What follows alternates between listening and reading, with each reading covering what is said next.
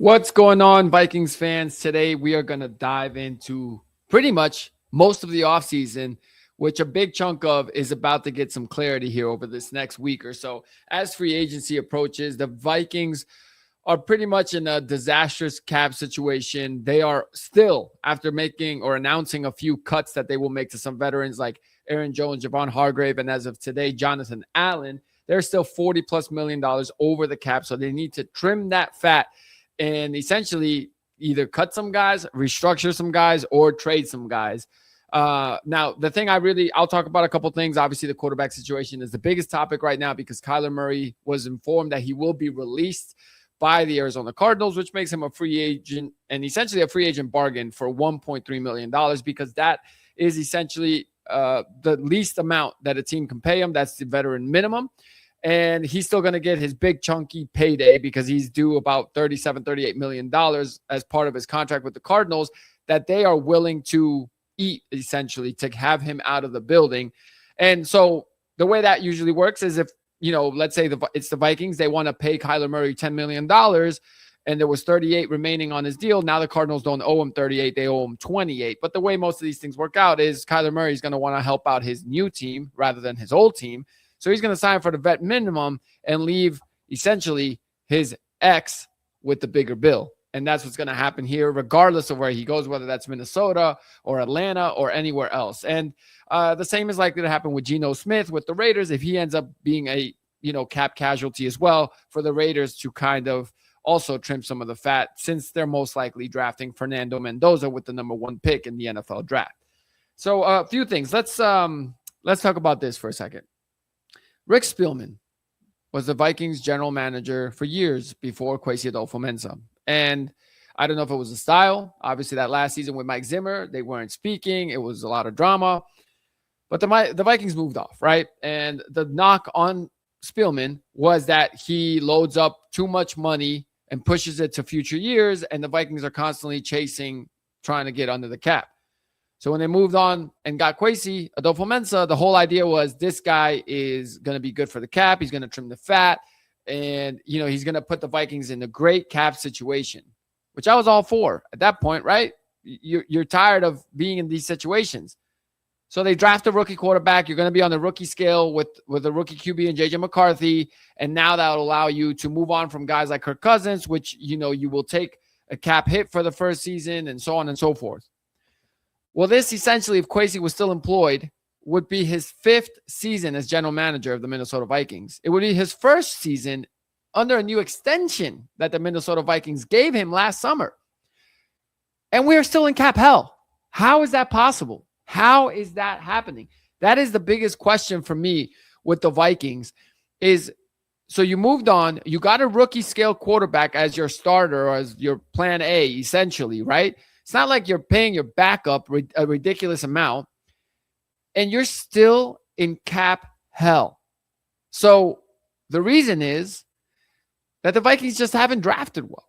And that's the answer. And that's why now when they're cutting these guys like Javon Hargrave and Jonathan Allen, they gave those guys contracts were worth over $80 million last offseason. And 1 year later, these guys are cut. And the reason they had to give these guys that much money as free agents, and yeah, they had the free agent, the cap space then to give them that, was because they didn't draft well and needed help in so many areas of the team. So I'm not going to quarterback just yet, but when fans talk about they should have kept Darnold, well, where the hell would we be now if we had to be paying him, like legit starter money?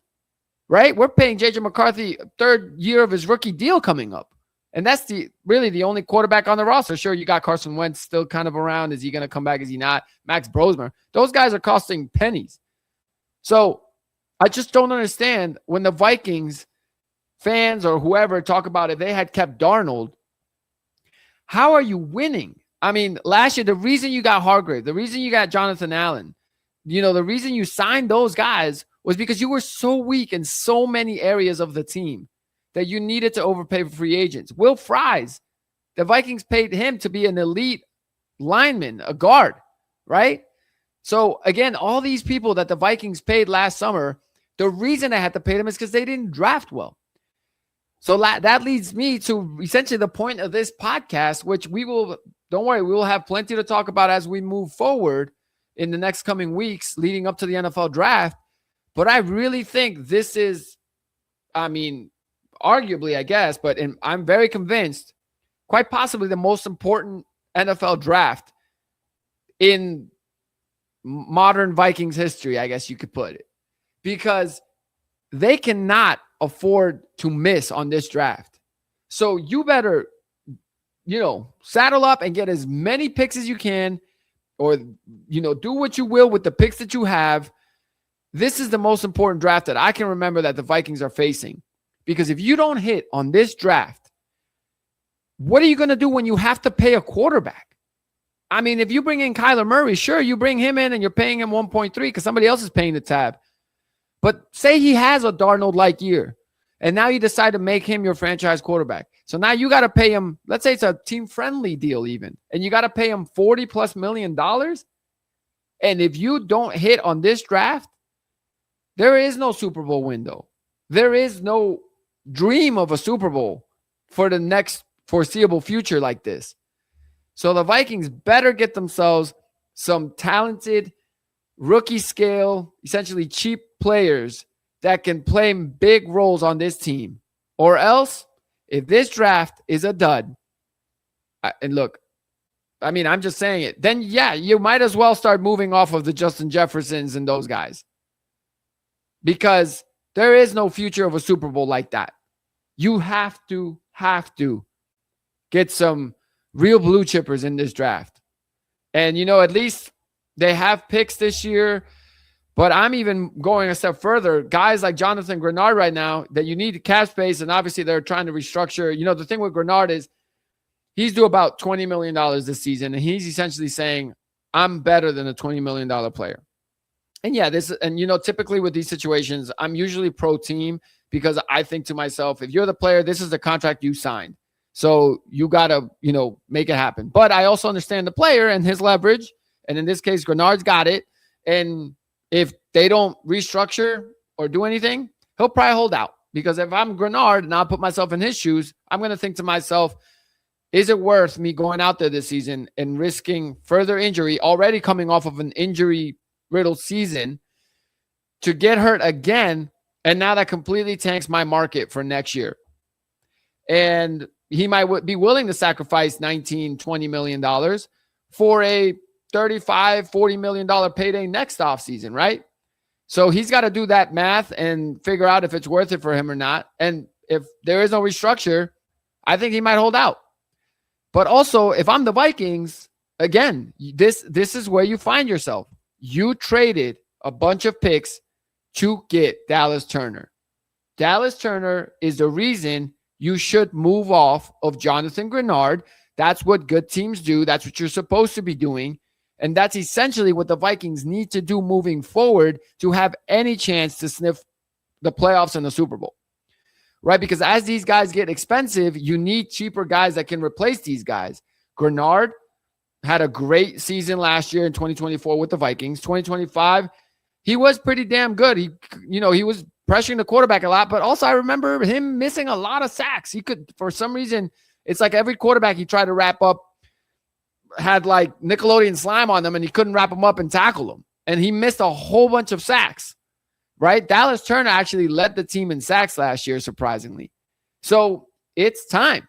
That's why you drafted a first-round edge in Dallas Turner, is so that you could take advantage of the rookie scale deal and you wouldn't have to pay a guy like Grenard right now when you've missed on all the other draft picks and you need cap relief.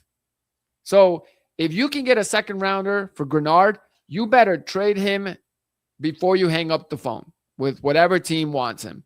Because one, that team's going to have to pay him anyway.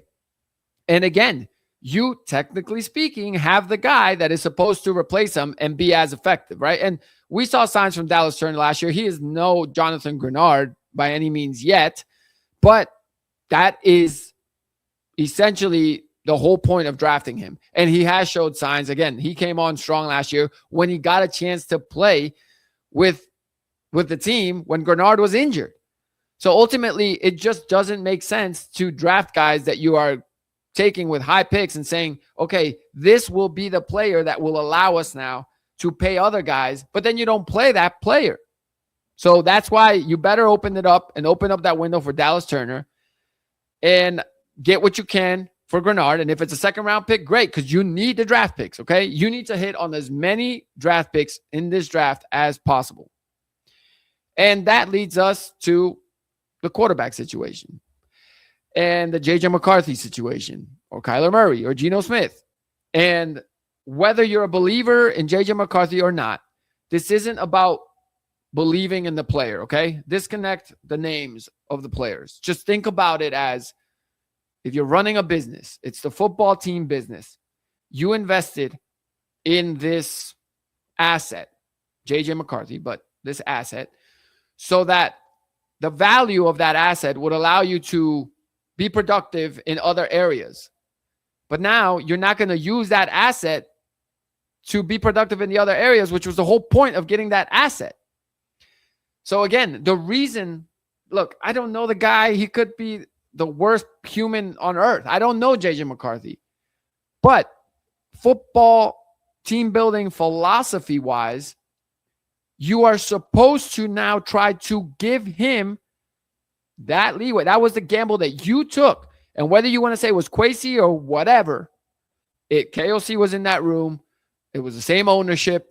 It's just, one guy has left because they didn't even fire their offensive coordinator. The only guy that's left is Kwesi. So again, I'm just saying, you better then give him every opportunity possible to become the asset that you brought him in to be. Because that was the whole point of bringing him in, is so that now you can essentially have that asset work for you over there, and that frees you up to do stuff over here. And that is not the approach the Vikings seem to be taking. They did take that approach last year, which is why I was on board. That's why they didn't bring back Sam Darnold, because that is the correct football philosophy to have. But again, if that's Kevin O'Connell being grumpy because J.J. McCarthy is a little bit immature, the dude's like 23, 22 years old. So what that he gritted into the end zone?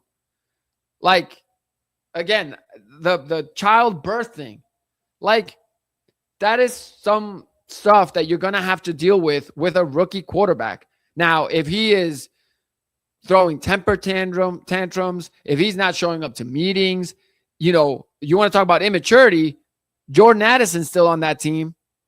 So, and I've heard KOC say raving things about him, how much they love him in the locker room. So don't come at me with J.J. McCarthy's immature or he's got this rah-rah and, because he's a meme. Who cares? Can he play or can he not? Can you coach to fit his strengths or can you not? Now, one would say, well, hey, what's the problem with bringing in Kyler Murray on a $1.3 million deal and have him as your starter? And in a sense, I agree that that is not a problem because that still fits the philosophy of cheap quarterback so that you can build the team around the quarterback. And the reason you're getting to have a Kyler Murray on a cheap deal is, again, because of the Cardinals picking up that tab. I'm just saying what happens at the end of this season, because if you put yourself in that situation, again, that's why you could only then pay Kyler Murray if you absolutely strike gold in this draft. Because if you whiff on this draft, and let's say it is Kyler Murray that you bring in, and he has a Sam Darnold type year, so now you pay him $40 million. And if you don't hit and strike gold with this year's draft class, well, you don't even have cap space for next year. So the guys that have great seasons this next year that now will be free agents or now that want to do what Jonathan Grenard's doing and get paid their rightful salary, you're not going to be able to pay them and you're not going to be able to do anything, and that's the problem. And that's the dilemma the Vikings have. And again, this is the most important draft that I could remember the Vikings having.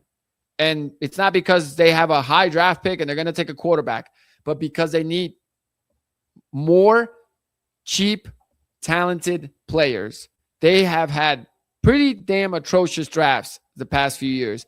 And that is why they find themselves in this situation. If you had drafted well, you could have paid Sam Darnold.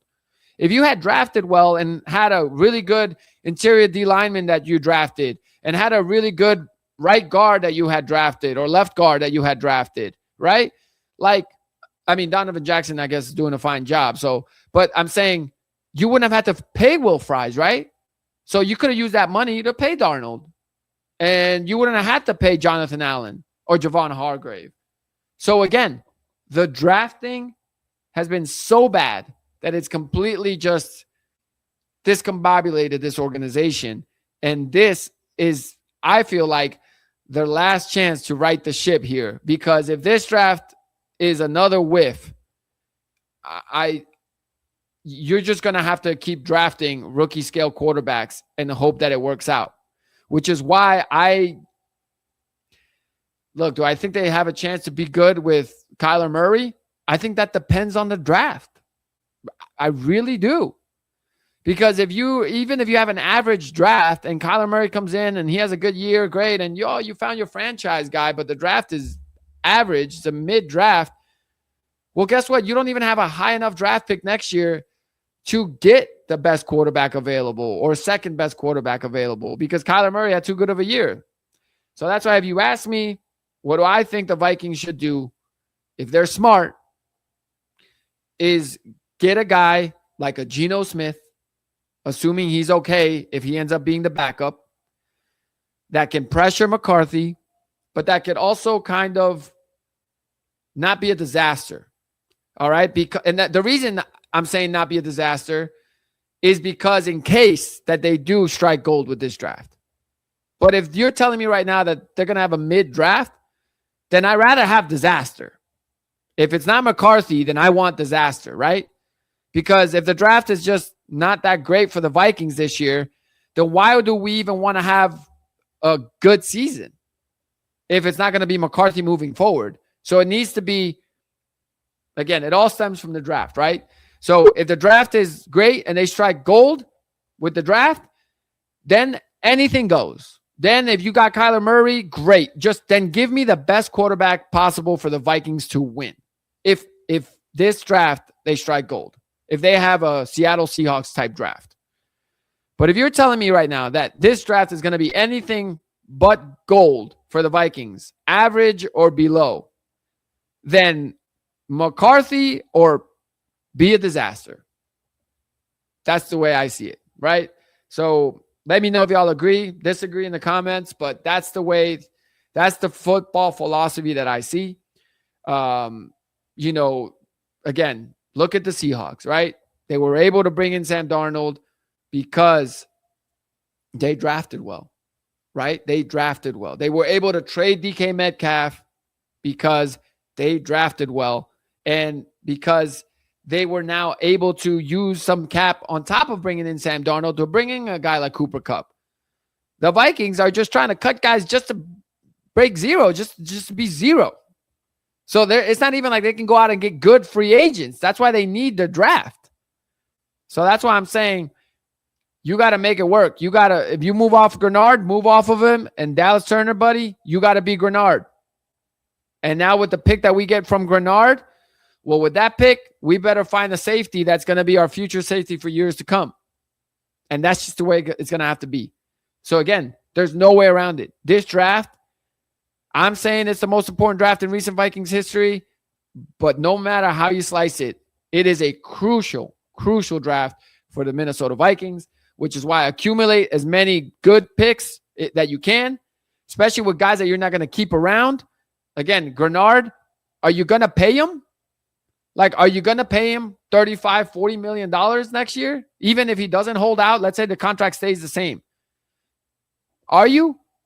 The only way you would pay him $35 to $40 million next year is if McCarthy's the guy. That's the only way. If McCarthy has a good year where you're like, okay, this is our franchise quarterback, then maybe, and Grenard obviously assuming he has a good year, then you would be willing to pay him. Because then you'd probably move off of Van Ginkel and say Grenard and Dallas Turner, you're our guys. And then maybe you do pay him. Other than that, there's no real scenario. And again, and you'd have to strike gold in this year's draft to keep him and pay him, right? So because you'd have less holes to fill because your rookie scale guys are filling those holes. Other than that, there's no world in which you're paying him. So get what you can, get a pick for him, and make that pick worth a valuable position on the team. So that's the way I see it. So, Vikes fans, this next week, once free agency starts, obviously we don't know if the draft is going to be gold or not, but we will know the direction that the Vikings are taking. And if it's the smart one, or if they're putting the pressure on themselves. If they get Kyler Murray, they have ramped up the pressure they better strike gold in the draft. Like they have to strike gold in the draft, right? And if they get a Geno Smith or a viable, backup / starter to compete with McCarthy, then there's not as much pressure on the draft, but there's still a lot of pressure, right? If you want to be good, there's a lot of pressure. But if you want to, be good for years to come, for the next 3 to 5 years, and you grab Kyler Murray, you are putting mega pressure on yourself to strike gold in this year's draft. So we'll see what happens. I'm very excited because a lot of stuff is happening now, and we need to figure it out. TJ Hawkinson, are they going to restructure him? What's going on there? Grenard, will they trade him in the next few days? So a lot of questions. We'll see what happens. I'll talk to you guys soon.